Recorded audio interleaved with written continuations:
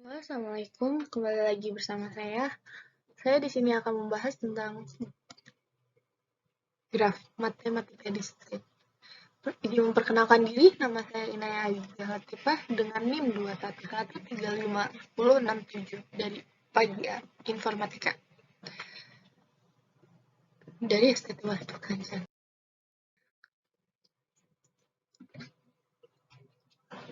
Adapun daftar isi, yang pertama ada pengertian graf, dan yang kedua ada sejarah graf, yang ketiga ada kategori graf, yang keempat ada jenis graf, yang kelima ada termografi graf, dan yang terakhir ada peta konsep. Dan yang pertama akan membahas tentang pengertian graf. Graf digunakan untuk merepresentasikan objek-objek diskrit yang hubungan antara objek-objek tersebut, sehingga secara sederhana, graf didefinisikan sebagai kumpulan titik yang dihubungkan oleh garis-garis atau sisi. Sedangkan definisi matematis untuk graf adalah pasangan terurut himpunan V dan E, di mana M merupakan himpunan beranggotakan titik-titik. Adapun contohnya seperti berikut. Dan E 1, 2, 3, dan 4.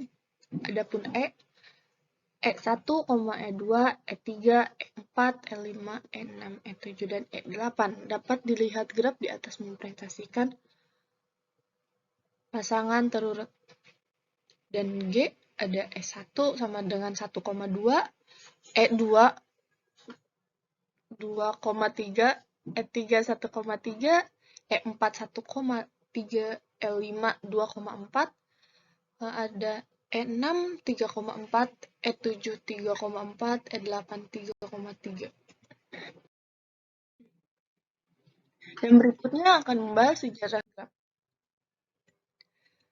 Sejarah dan beberapa pengertian dasar teori graf lahir pada 1736 melalui makalah tulisan Leonhard Euler, seorang ahli matematis dari Swiss. Euler adalah orang pertama yang berhasil memecahkan masalah jembatan Königsberg. Kota Königsberg sebelah timur Prusia dan sekarang menjadi Jerman, di sungai-sungai Pregal yang sangat terkenal di Eropa. Pada tahun 1847, G.R. Kirchhoff 1824 hingga 1887 berhasil mengembangkan teori pohon, Theory of Trees, yang digunakan dalam persoalan jaringan listrik. 10 tahun kemudian, A. Carlyle 1821 hingga menggunakan konsep pohon yang menjelaskan permasalahan, yaitu hidrokarbon. Adapun berikutnya kita akan membahas kategori graf. Berdasarkan ada tidaknya gelang atau sisi ganda pada suatu graf, maka graf digolongkan menjadi dua. Dan yang pertama ada graf sederhana, simple graph. Graf yang tidak mengandung gelang maupun sisi ganda yang dinamakan graf sederhana. Adapun contohnya seperti berikut yang bisa dilihat. Dan yang kedua ada graf sederhana, unsimple graph. Graf yang mengandung sisi ganda atau gelang dinamakan graf tak sederhana, unsimple graph. Adapun contohnya seperti berikut. Graf sederhana dibedakan menjadi ada beberapa lagi menjadi. Yang pertama ada graf ganda multigraf, ialah graf mengandung sisi ganda. Contohnya seperti berikut. Dan yang kedua ada graf pseudograf, ialah graf mengandung sisi gelang. Adapun berikut contohnya. Dan contoh untuk simple graph, non-simple graph, dan non-simple graph with slopes. Ada graf sederhana, graf ganda, dan graf bisa dilihat contohnya seperti berikut. Berdasarkan orientasi arah pada sisi, graf dibedakan atas dua jenis. Yang pertama, graf tak berarah, undirected graph.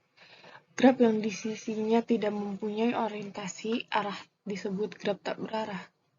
Contohnya seperti berikut. Adapun graf berarah, directed graph atau digraph. Graf yang di setiap sisinya diberikan orientasi arah disebut sebagai graf berarah.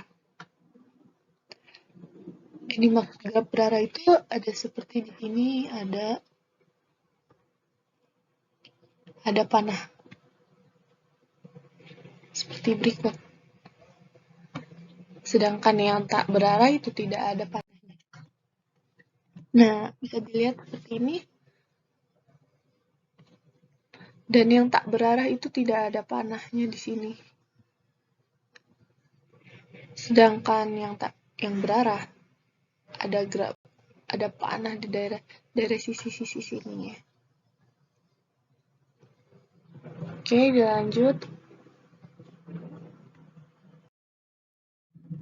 Yang keempat kita akan membahas tentang jenis-jenis graf. Jenis-jenis graf itu dibedakan menjadi 5. Graf sederhana, graf ganda, graf semu, graf berarah, dan ganda berarah. Dari sisi ganda dibolehkan, sisi gelang yang dibolehkan itu bisa dilihat seperti berikut.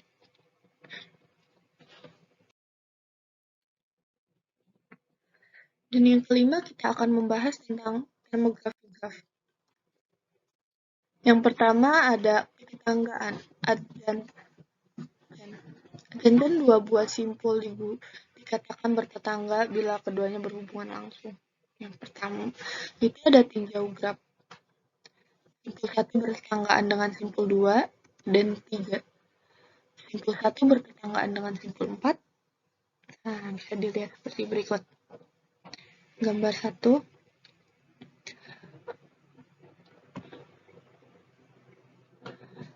Simpul 1 berlawan dengan simpul 2 dan 3. Dan simpul yang tidak berarah tuh dari 1 dan ke 4. Seperti berikut. Oke, kita lanjut. Yang kedua ada bersisian, infidensi. Untuk sembarang sisi E, V, G, dan koma VK dikatakan E bersisian dengan simpul VJ, atau E yang bersisian dengan simpul VK. Tinjau graf gambar 1, sisi 2, 3 bersisian dengan simpul 2 dan simpul 3. Sisi 2 dan 3 itu bersisian dengan simpul 2 dan simpul 4, tetapi 1 dan 2 tidak bersisian dengan simpul 4. Nah, bisa dilihat seperti berikut.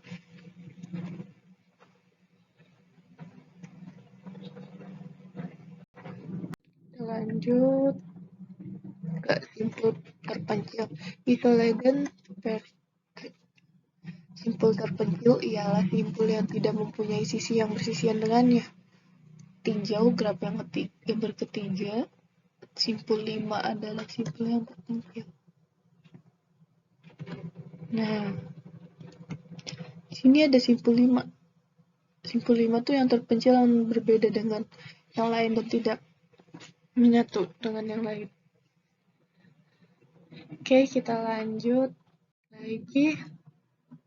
Yang keempat ada graf kosong, null graph, and empty graph. Graf yang himpunan sisinya merupakan himpunan kosong, N besar dan N kecil. Kita lihat graf N5. Lihat. Oke, kita lanjut.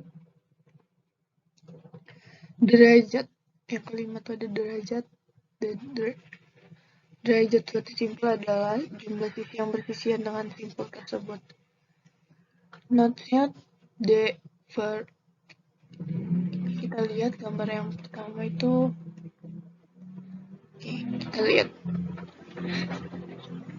D4 sama dengan D2 per 2 dan D3 sama dengan 3. Yang berikutnya ada 0, simpul terpencil ialah ada 4. Simpul anting-anting pendapatan survei. Tinjau graf 2 bersisian dengan sisi ganda D2 sama dengan 4 bersisian dengan sisi gelang love.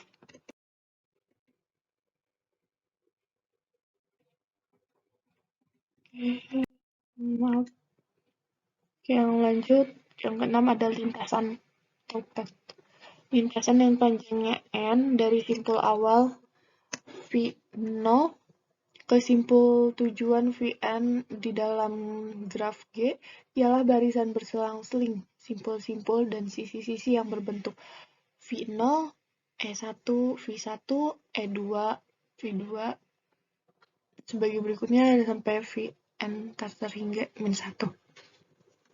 Dn, Vn sedemikian sehingga E1 jadi V0 dan V1. Adapun E2, V1 dan V2 dan tak terhingga ada N, E sama N, Vn min 1, Vn adalah sisi dari graf G. Adapun dari lintasan 1, 2, 4, dan 3 itu adalah lintasan dengan barisan sisi 1, 2, 2, 4, 4, 3. Panjang lintasan adalah jumlah sisi dalam lintasan tersebut. Lintasan 1, 2, 4, dan 3 pada gambar 1 memiliki 3 panjang. Bisa dilihat dari contoh berikut. 1, 2, 4, 6. 4, 3, maaf. Memiliki panjang 3. Oke, lanjut. Tinjau. Berikut ada yang ketujuh ada siklus. Ada siklus atau sirkuit. Lintasan yang berawal dan berakhir pada simpul yang sama sehingga sirkuit atau siklus. Tinjau pada graf yang pertama itu 1, 2, 3, 1 adalah sebuah sirkuit. 1, 2, 3, dan 1. Bisa dilihat ini nih. 1, 2, 3, dan 1 adalah sirkuit. Oke, bisa dilanjut. Panjang sirkuit adalah jumlah sisi dalam sirkuit tersebut. Sirkuit 1, 2, dan 3 adalah memiliki panjangnya 3. Oke, kita lanjut. Yang ke-8 ada terhubung atau connected. Dua buah simpul V1 dan simpul V2 disebut berhubungan jika terdapat lintasan dari V1 ke V2. G disebut graf terhubung, connected graph, jika untuk setiap pasangan simpul VI dan VJ adalah himpunan P, terdapat lintasan dari VI ke VJ. Jika tidak, maka G disebut graf tak berhubungan, disconnect graph. Contoh graf tak berhubung itu seperti ini. Bisa dilihat. Kita lanjut ke graf rantang, spanning subgraph. Graf V1 sama dengan V1 dan I1 dari G, V sama E doang dikatakan dengan graf rentang jika V1 sama dengan V yaitu G1 mengandung sebuah simpul dari G. Yang bisa dilihat dari sini.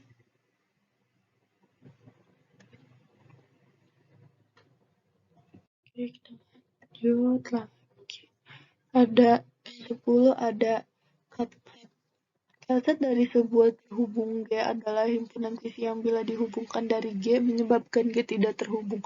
Jika cut selalu menghasilkan dua buah komponen pada graf di bawah. 1,1, 1,5, 3,5, 3, dan 4 adalah cut.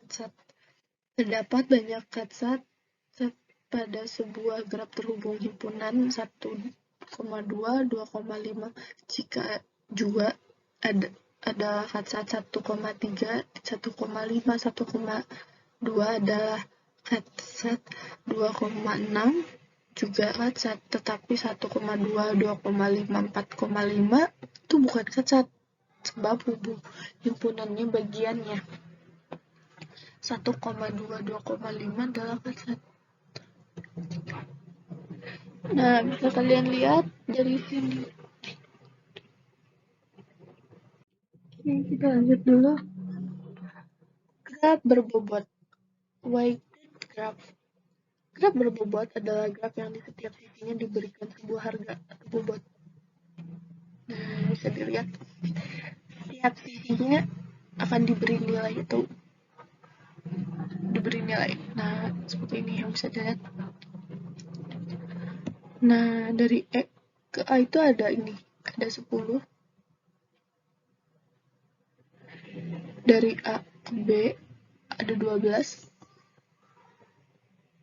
Dari E ke B ada 8. Dan seterusnya. Kita lanjut. Peta konsep yang terakhir. Graf bisa dilihat.